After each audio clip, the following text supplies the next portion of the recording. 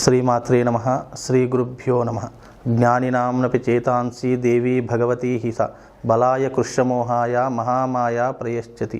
శుక్లాంబరధరం విష్ణుం శశివర్ణం చతుర్భుజం ప్రసన్నవదనం ధ్యాయే సర్వవిఘ్నోపశాంతయే.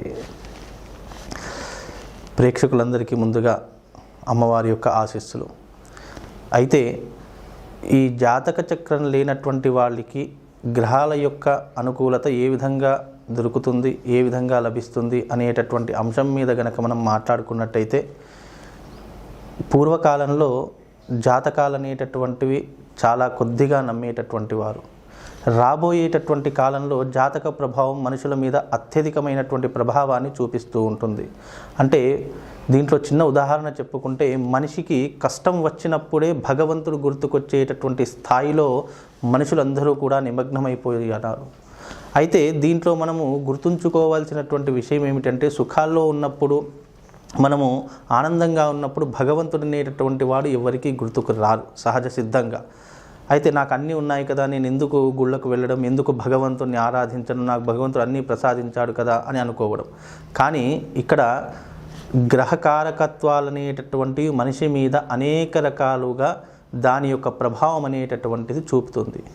జాతకం లేనటువంటి వారికి మరి ఈ యొక్క గ్రహాల అనుకూలత ఏ విధంగా దొరుకుతుంది అనేటటువంటి అంశం మీద గనక మనము మాట్లాడినట్టయితే, నిజానికి జాతకం లేనటువంటి వారికి కొంతమంది వ్యవహార నామం మీదకేరి జాతకాన్ని చెప్పడం జరుగుతూ వస్తుంది. అయితే వ్యవహార నామం మీద చూపించేటటువంటి జాతక ఫలితాలు మనిషికి కేవలం 10% మాత్రమే అతనికి వర్తిస్తాయి. మిగతా 90% అనేటటువంటిది వర్తించదు. అంటే జరుగుతుండవచ్చు, జరగలేకపోవచ్చు. ఈ రెండు అంశాలు కూడా వ్యవహార నామం మీదకి వెళ్ళి చెప్పడం జరుగుతూ ఉంటుంది. కానీ మనిషి సాటిస్ఫాక్షన్, అంటే మనిషి యొక్క సంతృప్తి అనేటటువంటిది ఏ విధంగా మనము చెప్పగలుగుతామనేటటువంటి అంశం మీద కూడా మనం దీంట్లో చర్చ చేసుకోవచ్చు. ఏ విధంగా అంటే, అయ్యా నాకు జాతకం లేదు, నా పుట్టినప్పుడు మా తల్లిదండ్రులు జాతకాన్ని రాయించలేదు అని చెప్పి చాలామంది అంటూ ఉంటారు.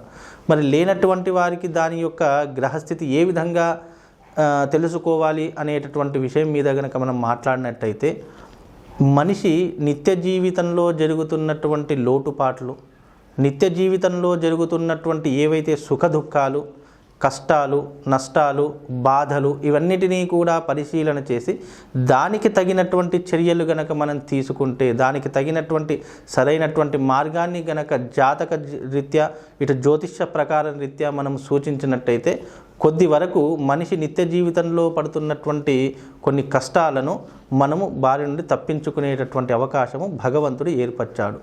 ఏ విధంగా ఏర్పరిచాడు అని అంటే, జాతకం లేనటువంటి వారికి జీవితంలో కొన్ని ఇబ్బందులు అనేటటువంటివి ఉంటూ ఉంటాయి. అవి ఏమిటి అంటే, ముఖ్యంగా వివాహానికి సంబంధించి, లేదంటే ఆర్థికానికి, అంటే లావాదేవీలకు సంబంధించి, డబ్బుకి సంబంధించినటువంటి వ్యవహారాలు కానీ, లేదంటే అదే రకంగా సంతానానికి సంబంధించినటువంటి భార్యాభర్తల మధ్య వియోగానికి సంబంధించి, ఇలా కొన్ని సామూహికంగా మనం తీసుకుంటూ ఉండాలి. అంటే మనిషికి రాగానే జాతకం లేదండి, నాకు ఈ సమస్య ఉందండి అని చెప్తూ ఉంటారు. అలాంటి వారికి ఆ సమస్య తెలుసుకొని జ్యోతిష శాస్త్రంలో ఆ సమస్యకు పరిష్కారం ఏ విధంగా లభిస్తుంది అనేటటువంటి అంశాన్ని గనక మనం తీసుకున్నట్టయితే, ఒకవేళ జాతకం లేకపోయినా దానికి సరైనటువంటి గైడెన్స్ కనుక మనం ఇచ్చినట్టయితే దాని వలన కొంతవరకు ప్రయోజనం కలిగేటటువంటి అవకాశము ప్రతి మనిషి జీవితంలో ఉంటుంది. అయ్యో నాకు జాతకం లేదు కదా, మరి నేను నా గ్రహ సంచారాన్ని ఏ విధంగా చూయించుకోవాలి, అయ్యో నా రాశి ఏంటో తెలియదు, నా నక్షత్రం ఏంటో తెలియదు, నాకైతే ఇన్ని కష్టాలు ఉన్నాయి అని చెప్పి చాలామంది అనుకుంటూ ఉంటారు. అలాంటి వారికి జాతకం లేకపోయినా, ఒకవేళ తాని యొక్క జాతకం తెలుసుకోలేకపోయినా, ఒకవేళ డేట్ ఆఫ్ బర్త్ కనుక టైం ఉంటే దాని ప్రకారంగా కూడా ఇప్పుడున్నటువంటి టెక్నాలజీ ప్రకారం మనం జ్యోతిష్యాన్ని లెక్క వేసి, అంటే కంప్యూటర్ ద్వారా జ్యోతిష్యాన్ని తీసి కూడా చూసుకునేటటువంటి అవకాశం ఉంది.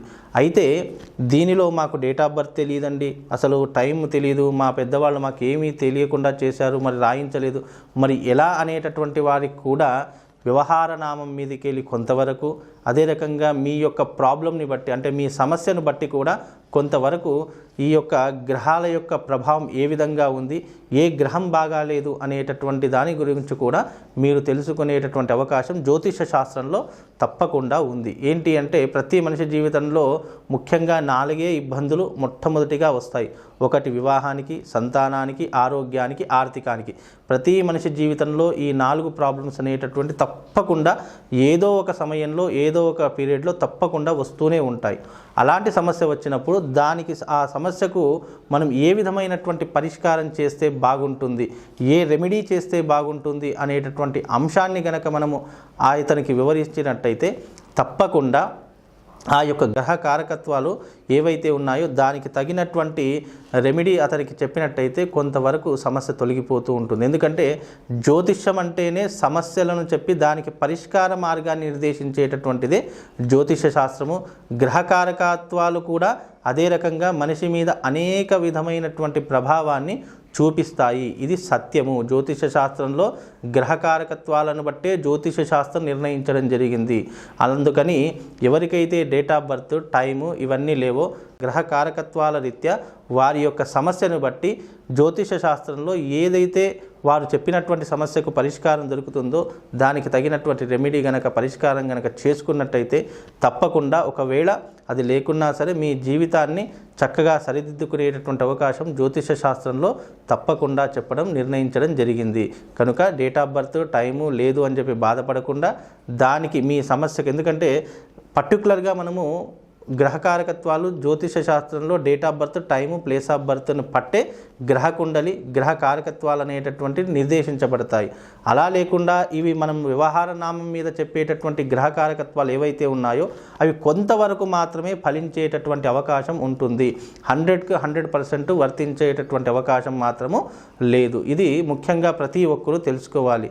ఎందుకంటే చాలామంది పేరు మీదకి వెళ్ళి అయ్యో నా జాతకం ఇదే కదా, నా రాశి ఇదే కదా అని చెప్పేసి చాలామంది అనుకుంటూ ఉంటారు. కానీ వ్యవహార నామం అనేటటువంటిది, ఇప్పుడు ఉదాహరణకి రాజు అనే పేరు ఉంది. ఆ రాజు అనేటటువంటి వ్యవహార నామము ఒక గల్లీలోనే ఒక 10 మందికి ఉంటుంది. కానీ 10 మందికి ఉన్నటువంటి జాతక ఫలితాలు అనేటటువంటి ఒకేలా వర్తించవు. ఎందుకు అంటే వారు పుట్టినటువంటి సమయము, వారు పుట్టినటువంటి ఏదైతే ఘడియ ఉందో దాని ప్రకారంగానే వాళ్ళ యొక్క గమనం అనేటటువంటిది జరుగుతూ ఉంటుంది. వాళ్ళ యొక్క ఏదైతే జరగవలసినటువంటి కార్యం ఉందో అది మాత్రమే జరుగుతుంది. వ్యవహార నామం అనేటటువంటిది కేవలం 10% మాత్రమే జీవితం మీద వర్తిస్తుంది. కనుక దీని యొక్క పరిస్థితి తెలుసుకొని తప్పకుండా గ్రహకారకత్వాలు మీ యొక్క సమస్యను బట్టి కూడా తెలుసుకునేటటువంటి అవకాశము జ్యోతిష శాస్త్రంలో నిర్ణయించడం జరిగింది. కనుక వ్యవహార నామం మీదకి వెళ్ళి కొద్దిగా చూయించుకొని ఆ తర్వాత మీ సమస్యకు తగినటువంటి పరిష్కారాన్ని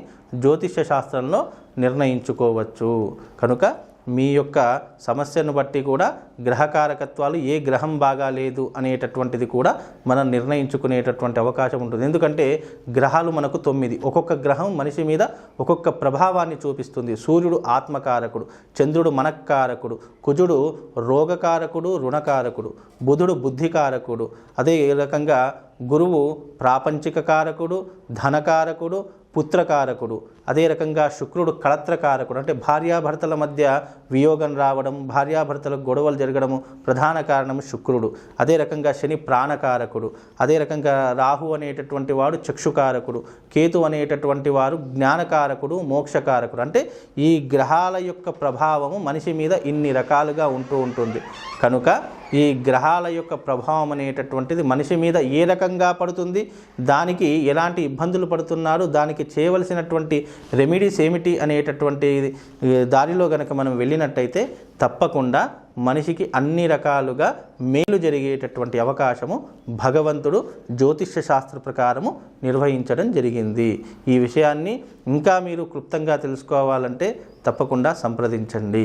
ఇక దీని గురించి ఇంకా అనేక విషయాలు ఉన్నాయి. కానీ ప్రతి ఒక్క విషయాన్ని సంక్షిప్తంగా మనం తెలుసుకోలేకపోవచ్చు. కానీ మీ యొక్క సమస్యను బట్టి కూడా జ్యోతిష శాస్త్రంలో ఎన్నో విషయాలున్నాయి. మీ సమస్యను బట్టి జ్యోతిష శాస్త్రంలో ఏ రెమెడీ చేసుకుంటే బాగుంటుంది, ఎలాంటి పరిష్కార మార్గాన్ని మనం ఎంచుకుంటే బాగుంటుంది అనేటటువంటి విషయం జ్యోతిష శాస్త్రంలో చాలా చక్కగా వివరించడం జరిగింది. జ్యోతిష శాస్త్రము అదే రకంగా మాకు ఇలాంటి గ్రహాల మీద నమ్మకం లేదండి, ఇలాంటివి మేము చేసుకోలేము అని అనేటటువంటి వాళ్ళకు ప్రశ్నాశాస్త్రం అనేటటువంటిది కూడా ఒకటి ఉంటుంది. అంటే మీరు ఏ సమయంలో మీరు ప్రశ్న వేస్తారో ఆ సమయాన్ని బట్టి ఆ యొక్క కార్యం అనేటటువంటిది నెరవేరుతుందా లేదా అనేటటువంటిది కూడా ప్రశ్నాశాస్త్రాన్ని బట్టి చెప్పవచ్చు. ఇలా ఎన్నో శాస్త్రాలు ఉన్నాయి. అంటే మీరు అడిగినటువంటి సమయాన్ని బట్టి కూడా చెప్పవచ్చు, అడిగినటువంటి హోరా చక్రాన్ని బట్టి కూడా చెప్పవచ్చు. అంటే ఏ సమయంలో అడిగినారు, ఆ కార్యం విజయవంతం అవుతుందా కాదా అనేటటువంటి విషయాలు కూడా మనం జ్యోతిష శాస్త్రంలో ఎన్నో రకాలుగా తెలుసుకునేటటువంటి మార్గాన్ని ఆ భగవంతుడు మనకు నిర్దేశించాడు. ఒక మంచి గ్రంథాన్ని, జ్యోతిష గ్రంథాన్ని కూడా ఆ భగవంతుడు మనకు ఇవ్వడం జరిగింది. శ్రీమాత్రే నమః. శ్రీ గురుభ్యో నమః.